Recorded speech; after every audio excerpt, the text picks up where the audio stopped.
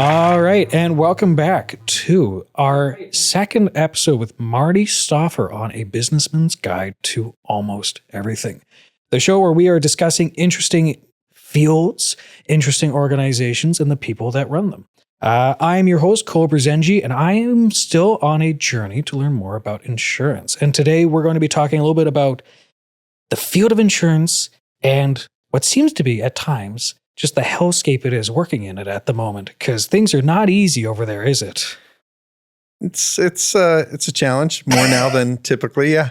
Yeah, that's a fair way to put it. So, Marty, first off, introduce yourself. Where are you from, and what do you do? I am Marty Stauffer. I am with Stauffer Insurance, an agency that I started about 5.5 years ago in Linden, Washington. All right. So, insurance has been having a bad few years. Yeah. I think that's a fair way to describe it.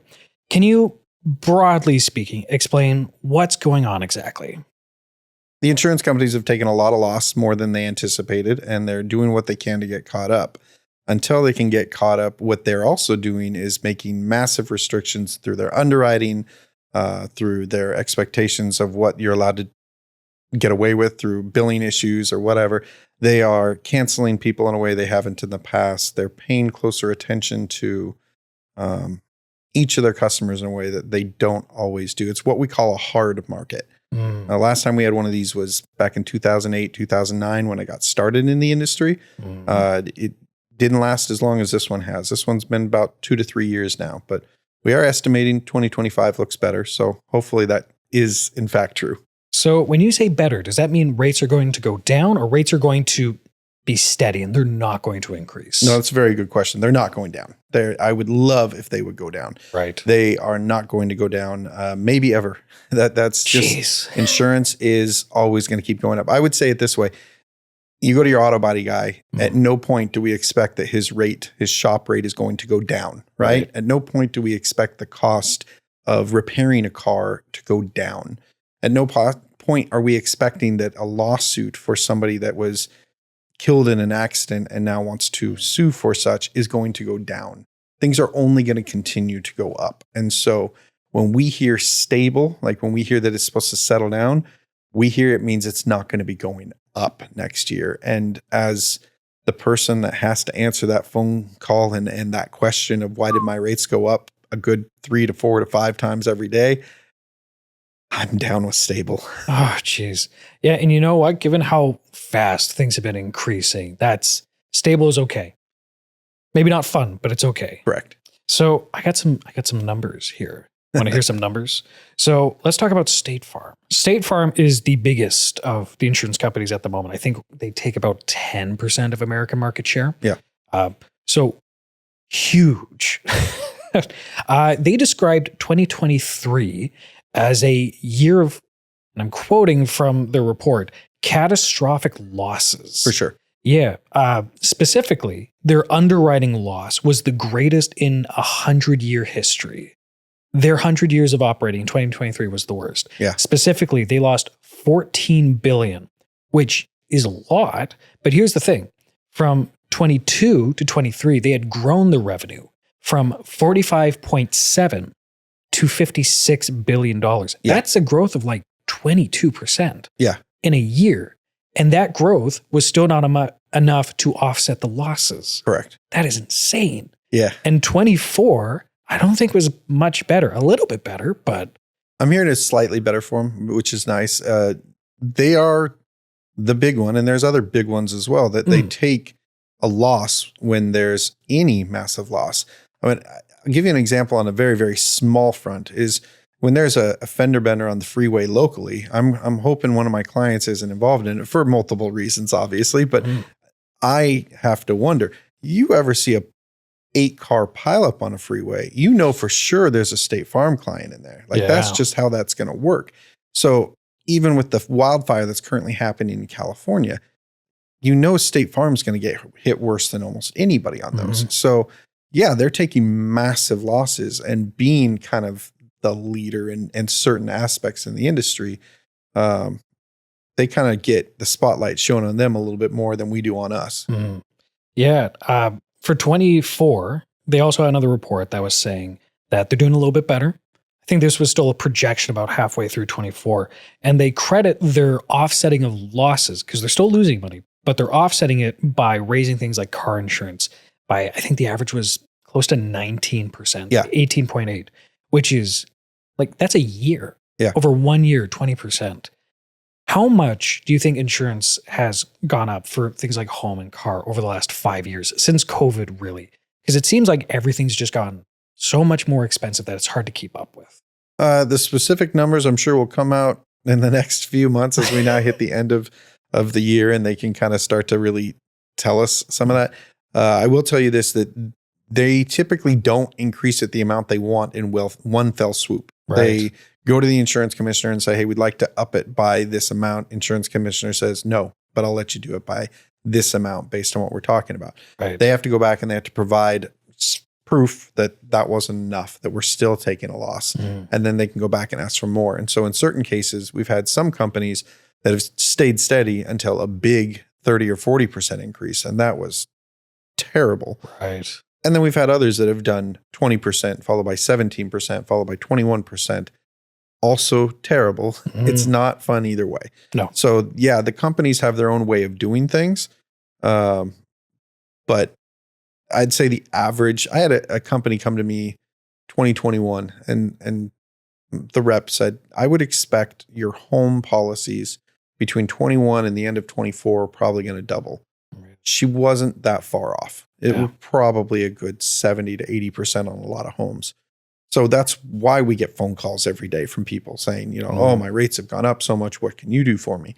We usually start with saying, it's been going up everywhere. This isn't your agent making this happen. Yeah. The company you're with did not make this happen. This is just losses in general, and everybody's getting caught up. Everybody's raising, but let's do some quotes for you and let's find out if you're still in the best situation. So like right now, California, I think it's been going on for about a day now. Massive fire. It's like destroying Pasadena. Yeah. Obviously that's huge, but we've had fires in the past. Why do you think things are going up so much? Are just natural disasters increasing? Are prices of homes just getting too expensive for insurance carriers? What's going on? Well, in many ways, people are expanding communities into the foothills of places. And so you see these places that used to have wildfires and there wasn't a lot of homes up there. Well, now some of those homes are beautiful and new and $1 million+ homes, or in California, maybe double plus that. Yeah. But so those losses, they're not small losses, and they don't have fire trucks right around the corner. Like they catch on fire, they're going to burn down in many situations. So those are massive, massive losses when they have these fires. And like I said, with the example of the 8-car pileup, you have a big one go through an area. You know, State Farm's going to get hit really hard. You know, some of these other ones. And it does. It all trickles down. It all trickles. There was a few years ago, Houston had some massive flooding. Yeah. Massive flooding. Flooding is a specific coverage on a specific policy. So not all homes have it. But if you have comprehensive coverage on your car, you're covered to replace your car. So there was totaled cars everywhere through there. That affected rates on both probably a local, regional, and national level. So it plays a role. So it sounds like with insurance companies, big and small, they're kind of forced to be a little bit behind what the current prices of things usually are. The insurance commissioner has to go, okay, you can raise your prices by this much. Now that things are getting steady, are we really just seeing insurance prices level out after maybe some of the craziness in COVID and just how things spiked back then? It took 5 years for us to finally get the insurance companies adjusted to what they've probably been paying for those 5 years. In part, yeah. I mean, it's what they call it a loss ratio. And so if, for example, an insurance company is bringing in $100, they kind of have the math that says, well, in order to do operations, cover all of this, take care of all, have a profit, we need to be paying out loss ratios in, say, the 80% mark or whatever it is. That's kind of our expectation. When we started a business, we expected for every dollar we're charging, about 80 cents goes back out in claims in that. Well, it hasn't been that way for years. It's been over $1 being paid out. They've been losing those monies. And it doesn't mean that the there's still not a ton of money flowing through these companies. There absolutely is. Sure. But it does mean the actual losses have exceeded how much they were bringing in and projecting for said losses. And that has played a big role. And insurance, I tell people all the time, insurance is shared risk. It's a transfer of risk. We decide how much we want to give onto the insurance company to take rather than us taking. So if I have collision coverage on my car, that's my way of saying, I don't want to pay to repair my car if something happens. I want you to pay to repair my car if something happens. Right. And so I'm choosing to transfer that risk over to that company. I could also withhold that. I could say, I'll keep the risk on myself. Insurance is also a shared risk. So it's a bunch of people hanging out in the same swimming pool. Something bad goes on in that swimming pool, everybody gets affected by it. So you drop a big shark in the middle of that thing, everybody's going to be upset. They can't just go, wait. I didn't mean to swim with the shark. Like there could be problems. So we definitely tell people that it's the transfer of risk, and you decide how much you want to put on them, how much you want to keep yourself. And remember, it's shared. So tell your friends not to do fraudulent claims, and report it if there's something bad, and don't make small claims, because that's just a way to kind of, stir the pot. So this is kind of, so I didn't always used to live in Washington. I came from British Columbia after living there for a few years during college. And in BC, they don't have private insurance. They kind of have a few automotive private groups, but it's really just like add-ons to your real insurance, which comes from the government of BC. And I knew a fella, and he was really proud of this. And he would talk about how he had gone through 8 cars. He only ever bought one of them. He bought the first one because he knew how to get into a roundabout, get into an accident the right way. And ICBC, which is their car insurance company over there, he knew how to get them to buy him a new car every time. Yeah. And that was once a year for 8 cars. I don't know if he's still been able to get away with it because they've been changing some of their policies up there.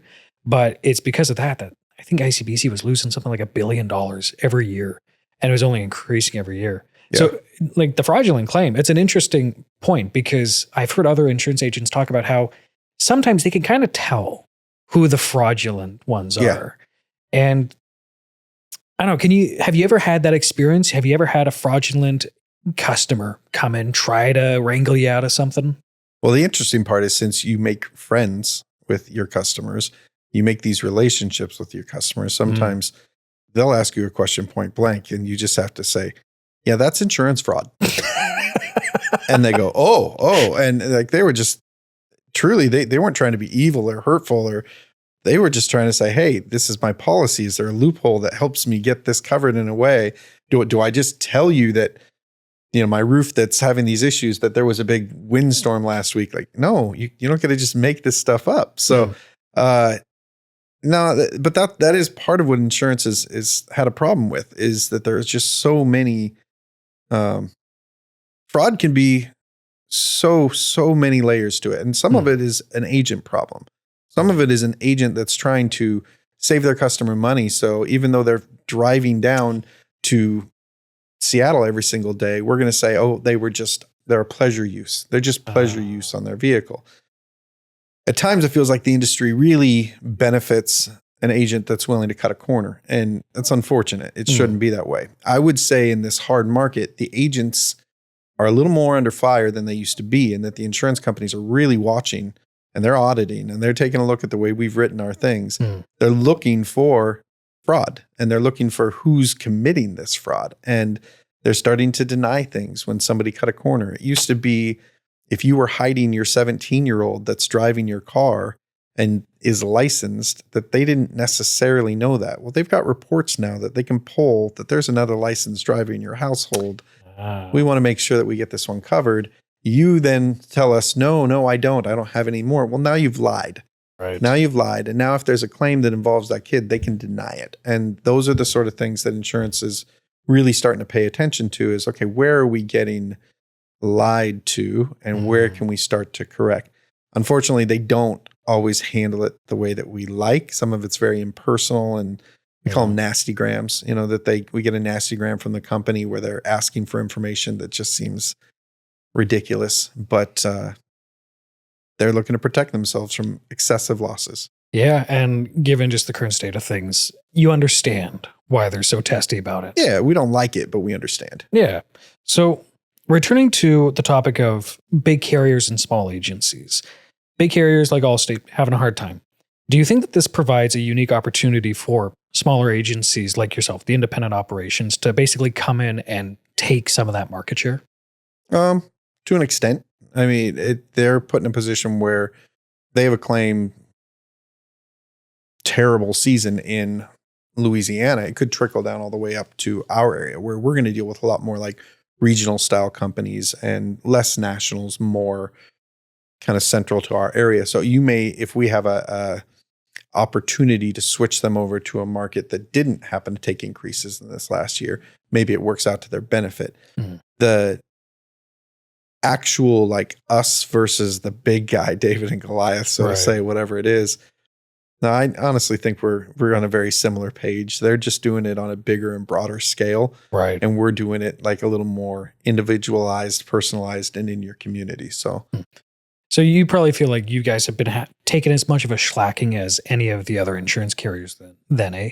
I mean, me personally, no. Like I've started my business back before COVID, and I had a lot of people that felt so bad for me because starting during COVID, and I'm like, actually, it was great. I was able to shut the doors, lock the doors because we weren't supposed to see people, and make some phone calls. And when I would call, say, "Hi, Miss, is your, do you have your driver's license with you?" She'd go, "Yeah, it's right here." And I say, "Okay, I'm going to need your husband's as well." And she'd go, "Okay, yeah, here it is, honey, I need your driver's license." That doesn't happen. Currently, the way it works is we're sending emails back and forth, and we're trying to track it down, and things take so much longer. We were able to do quotes so quickly back in the COVID days. That's funny. So fast because everybody was right there. They're all in the same room, and it was super efficient. So, and now with the hard market, with it being so difficult, yeah, it's not fun. It's definitely not fun. We do not like being the face of the insurance companies right now because the rate increases and the way they're handling things. But as the small one in our community that's kind of growing in that, we get a lot of the trickle down from everybody else that's saying, "Okay, well, I'm frustrated. I've been with these guys for a while. Why don't I go check out the new guy?" And I won't complain about how that's worked out. Fair enough. So I got a different kind of question now. So I don't know how insurance companies often work, especially the relations with each other. But I know a few of the last 4 years, I think is fair to say, we've had a few moments of economic strife, specifically with things like banks going under. Mm-hmm. And one of the things that we saw is that some of these like second level banks, big in certain states, they're not in others, they fall apart. FDIC comes in, they secure all the clients, but then other bigger banks come in and they start buying them out. And these bigger banks start getting bigger. And then there's it's a wider distance between the small guys and then the really big guys. Do you think insurance, given that we're going through a period of fair bit of turmoil, is there a similar risk with insurance companies at the moment? Yeah, that's really interesting question. The local small mom and pop style independent insurance agencies are something that the bigger companies are coming in to swoop up. The bigger independents, I should say. Really? We don't have State Farm coming and knocking on our door saying we'd like to buy you, but we do have the big independent that is now 10 times our size coming in saying, "We'd like to buy you." Oh. And then what they do is they say, "Okay, come in and work underneath us. You keep your job, you keep working for your company, but you're officially going to be part of our team." And it allows them to save money by buying in bulk and using systems, shared systems, and doing like they can save a lot of money. And insurance can be a very profitable business on our end if you're doing it right. And so, we do find that a lot of independents, even in this community, we've seen in the last few years, some of the bigger and really good independent agencies locally have sold, and they sell to these big company out of Florida or this big company out of California or whatever it is. And they go from being a beloved locally owned to now we're doing the systems the way that this company wants us to do our systems. And we're going to do things a little bit differently. So yeah, it's out there. So obviously we're small business owners. We're interested in keeping like the small mom and pop alive. Do you think when it comes to insurance though, the average consumer is going to see a big difference if all of a sudden their private insurance carrier ends up getting bought out by the mid-size insurance group in Florida, are they going to see a difference on their end, or? They're only going to see a difference if they're seeking personalized help in that situation, because what we find is that once that happens, there's just different. There's a different response. Gotcha. We tend to sit back and wait a few months, and then as soon as like everything kind of gets put into place, we start getting this trickle down from all their customers reaching out to us saying, okay, well, I can't get a hold of anybody anymore. And when I do call, now they've got me assigned to this person.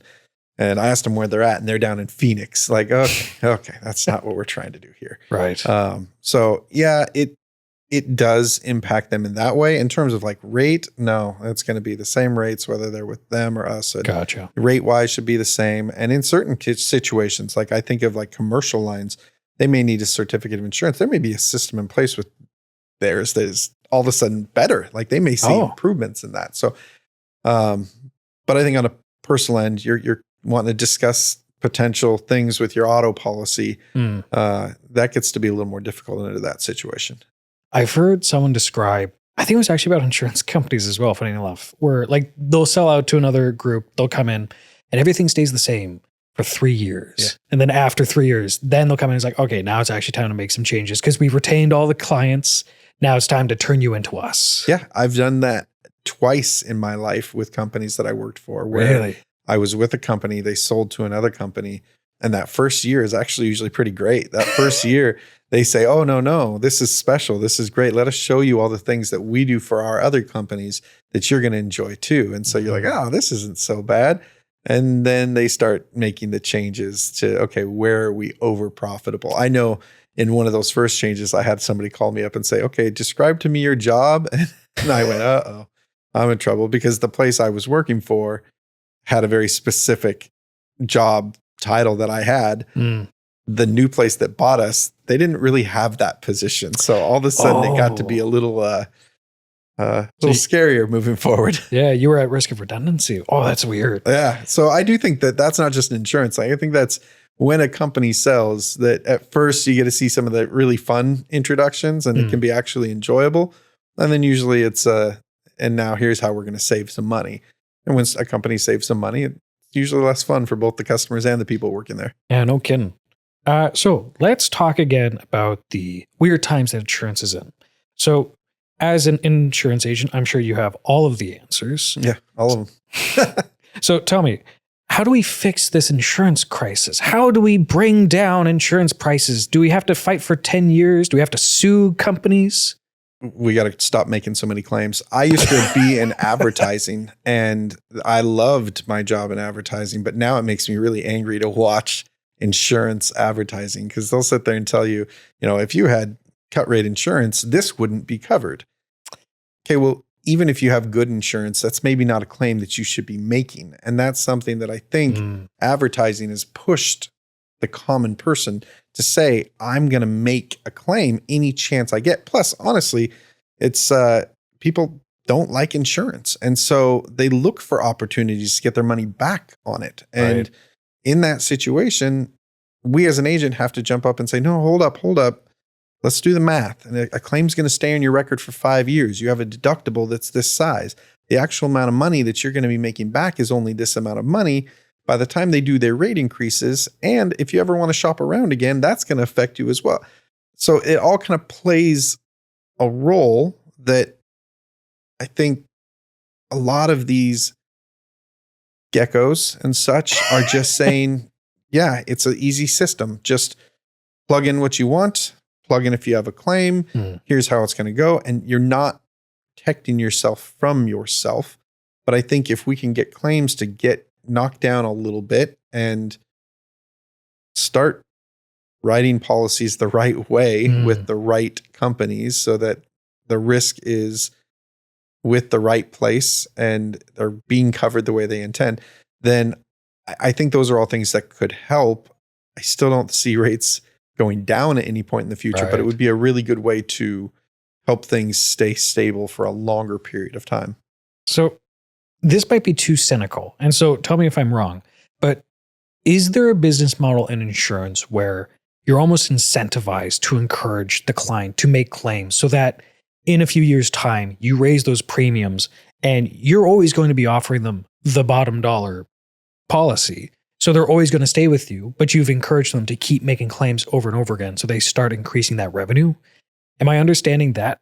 Is that a model for some companies? I don't think it's a model for any of the companies, but you're 100% right that that's something that could be done. Ooh. That is absolutely, like, if you have a situation, I remember when one of the marketing reps came in and told us that there was going to be rate increases, like that they're coming and they're coming hard, 21, 22, 23, be prepared. They're on their way and they're going to be in the 20% plus range for multiple renewals in a row. And it was, you kind of go, oh, okay, this is not going to be good.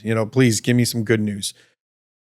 And she said, well, the good news is you're going to get a raise. It's tough because she's not wrong. Mm-hmm. She's not wrong in that we're a commission-based business. So if something goes up, that means our commissions go up as well. Mm.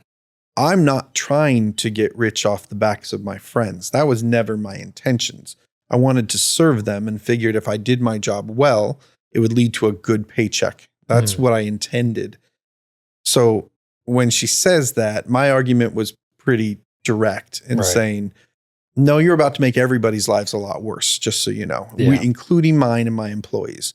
We are going to have to take phone calls that we're not used to taking, and we're going to take a lot of them. We're going to make more hours than we want to. I'm going to have to pay these people more hours. That there is a lot of, I'll trade you for the lower rates. Right. I will always trade you for the lower rates. So, but you're right. If all of a sudden somebody goes out and says, well, rate increases. Yeah, let's cheapest of the bad. Yeah, let's go ahead. Let's keep it going. Yeah. If you're getting a commission as a salesperson, then that does make an impact. So clearly that means insurance agents are taking advantage. They're making more money. Yeah. This is what they want. I don't think anybody wants this one on the insurance end because you might be making slightly more, but you're definitely making less per hour with the amount of hours that you're working and the stress that you're taking and the amount of coffee cups and potentially alcohol cups that I'm drinking. It's definitely something that is going to impact your happiness in many ways. It makes the job very, very difficult and frustrating at times. And nobody has sympathy for the insurance agent. Nobody wants that. And that's okay. Like, we didn't get into this to get sympathy. But we did get into help. And it feels like at times that we can't really help when we want to when the market is this way. So no, we prefer the steady rates. And I would love if the rates went down. It would make it so that I could start really promoting, hey, give me a call. I can help save you some money in this. And at times we're more of a, hey, give us a call. We'll make sure you're in the best spot. It's not the same argument. So, right. Yeah. So do you think then the average insurance agent is doing better now than they were 5 years ago? Or do you think that they all across the board, or I should say generally across the board, want to go back to 2019, 2018?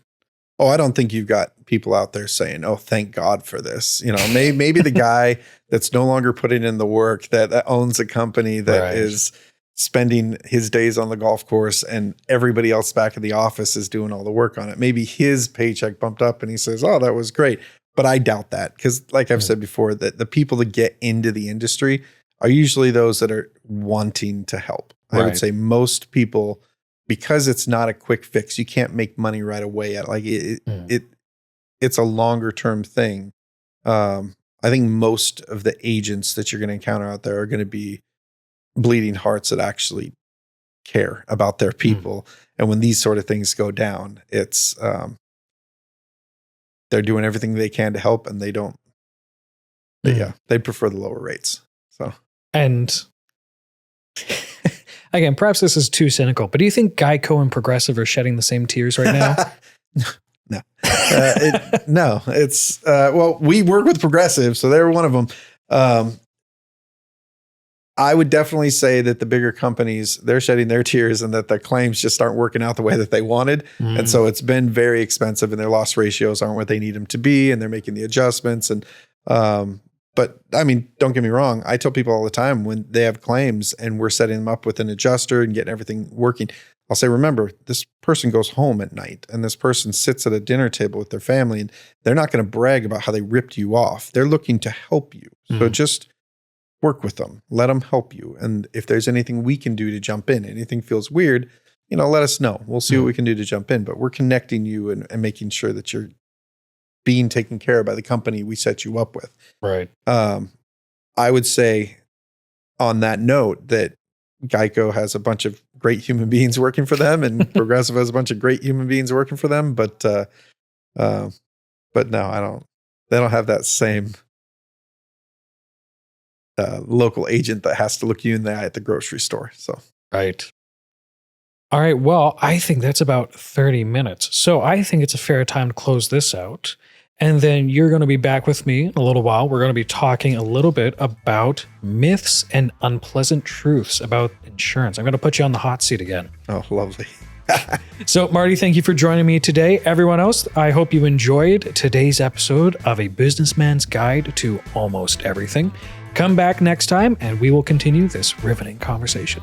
All right. Take care, everyone.